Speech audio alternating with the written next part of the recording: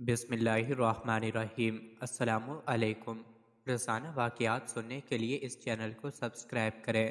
حضرت بلال رضی اللہ عنہ سے ایک دفعہ کسی نے پوچھا کہ آپ نے پہلی دفعہ حضور نبی کریم صلی اللہ علیہ وسلم کو کیسے دیکھا؟ بلال رضی اللہ عنہ فرماتے ہیں کہ میں مکے کے لوگوں کو بہت ہی کم جانتا تھا کیونکہ غلام تھا، اور عرب میں غلاموں سے انسانیت سوچ سلوک عام تھا۔ ان کی استطاعت سے بڑھ کر ان سے کام لیا جاتا تھا، تو مجھے کبھی اتنا وقت ہی نہیں ملتا تھا کہ باہر نکل کے لوگوں سے ملوں، لہٰذا مجھے حضور پاک صلی اللہ علیہ وسلم یہ اس طرح کی کسی چیز کا قطعی علم نہ تھا۔ ایک دفعہ کیا ہوا کہ مجھے سخت بخار نے آ لیا، سخت تھا اور انتہائی ٹھنڈ اور بخار نے مجھے کمزور کر کے رکھ دیا، لہٰذا میں نے لحاف اوڑھا اور لیٹ گیا۔ ادھر میرا مالک جو یہ دیکھنے آیا کہ میں جو پیس رہا ہوں یا نہیں، وہ مجھے لحاف اوڑھ کے لیٹا دیکھ کر آگ بگولا ہو گیا۔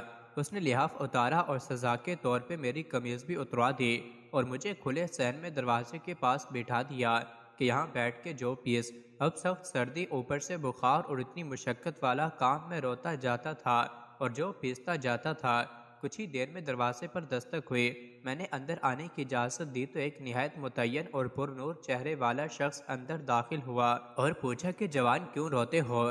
جواب میں نے کہا کہ جاؤ اپنا کام کرو، تمہیں اس سے کیا؟ میں جس وجہ سے بھی رہوں، یہاں پوچھنے والے بہت ہیں لیکن مداوع کوئی نہیں کرتا۔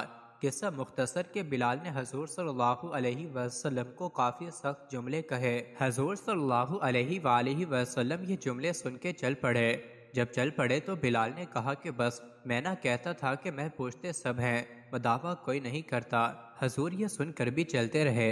بلال کہتے ہیں کہ دل جو ہلکی سی امید جاگی تھی کہ یہ شخص کوئی مدد کرے وہ بھی گئی، لیکن بلال کو کیا معلوم کہ جس شخص سے اب اس کا واسطہ پڑا ہے وہ رحمت العالمین ہے۔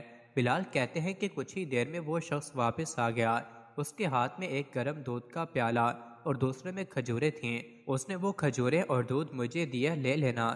بلال سو گئے اور حضور نے ساری رات ایک اجنبی حبشی بلال ٹھیک نہ ہو گئے، وہ بلال جو ایک دن اذان نہ دے تو خدا تعالیٰ سورج کو طلوع ہونے سے روک دیتا ہے۔